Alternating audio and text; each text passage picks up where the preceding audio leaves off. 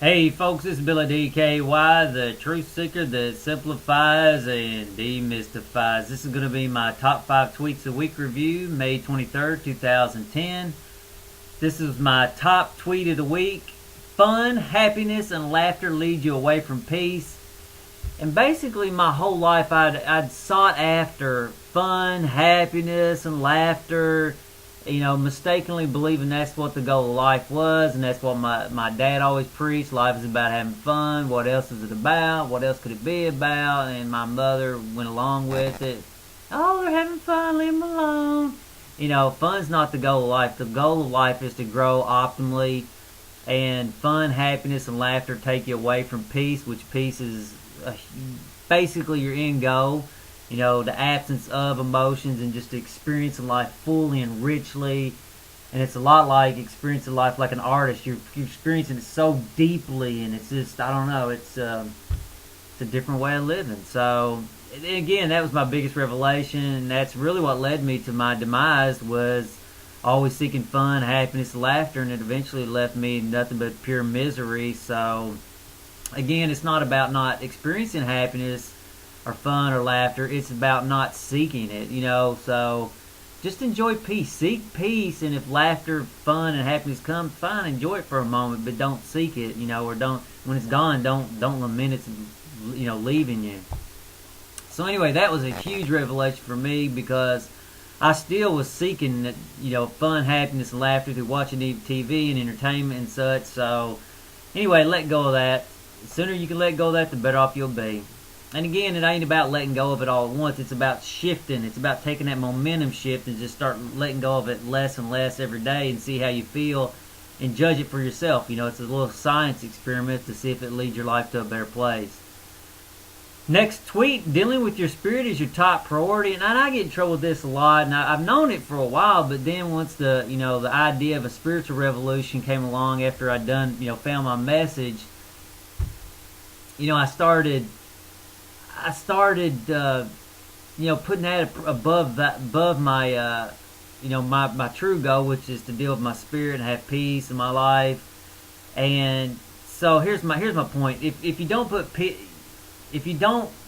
dealing with your spirit as your top priority, so here's what happens: you're going along, something pisses you off, and instead of you dealing with it, you go on to the next thing, and you're carrying along agitation from this event into the next event, which makes that next event more agitating.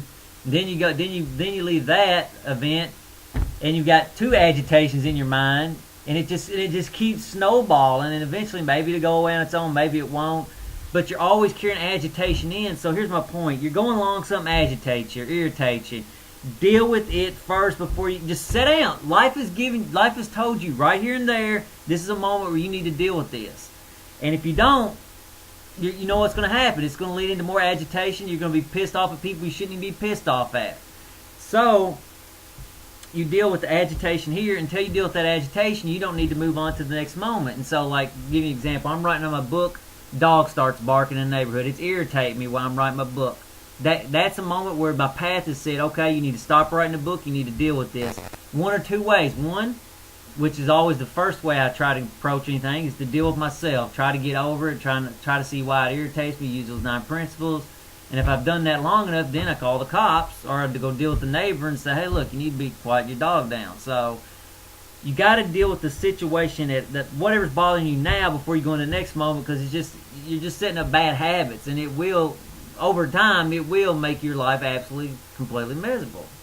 So dealing with your spirit is your top priority. Don't forget that. And like I say, I'm walking along, I have a plan in my head, I'm going to go do this, and then all of a sudden something irritates me, somebody does something, somebody screws something stupid out the car, pisses me off, then I sit down right there at that moment, wherever next place I can sit down, and I just deal with it, you know what I'm saying? So that's how you do it. The wanting of anything takes away peace, and this week, I really want to get a spiritual movement going, which most of you, my friends on here, know that. And I realize the wanting of it actually is taking away my peace. And so really, I'm going to let go of the wanting of it, and I'm just going to I'm going to continue to work on it and, do what I know I'm supposed to do in this life as my destiny. And I'm just going to allow it to unfold whenever it will. So You know, I'm not worried if it never happens in my lifetime. If it does, fine. If it doesn't, fine. But I'm going to continue to work on it. I'm going to continue to work on my book, continue to do videos, and wherever the universe wants to take my thoughts, you know, and my ideas, my path, then, you know, that's fine. But if it don't, and think about it, it's beautiful that way. It's no pressure on me. And there's no, I'm not going to try to pressure people to do it. So, and don't get me wrong, it still will happen. I truly believe it will happen, but I think it'll happen even faster now that I don't want it. And it's sort of like women again. The more you want them, the more they run from you, and you don't want them to come to you. It's the same with this thing too. It seems like it's that way with all wanting.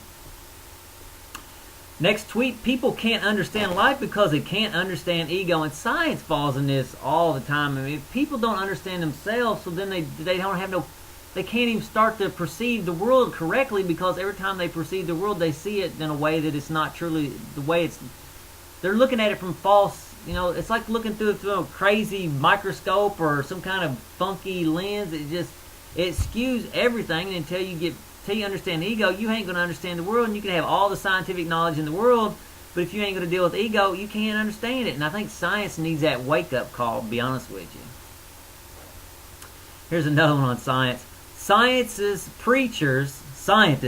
are just as arrogant as any religious preacher. Can't listen to anyone except their own kind. And I mean, they're not as bad as religious preachers, but they can be as bad. You know, it's like, if you don't have scientific data, it can't be true, and you know, it's just like they're scared of anything that doesn't. It's science is nothing but a religion. Until you understand that, you're gonna miss the point behind science. I'm not saying the science is not an interesting religion, but it is nonetheless a religion, and all religions are is a means to try to understand your world and have a better life, and that's pretty much what science is trying to do.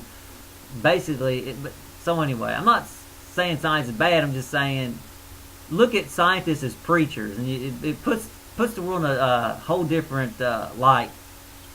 Okay. And I guess here's my point on that too. You got to think for yourself. I mean, yeah, you can listen to science, but then you think for yourself. You can listen to preachers, you know, religious people, but then think for yourself. Always think for yourself. You can listen to me, but then think for yourself.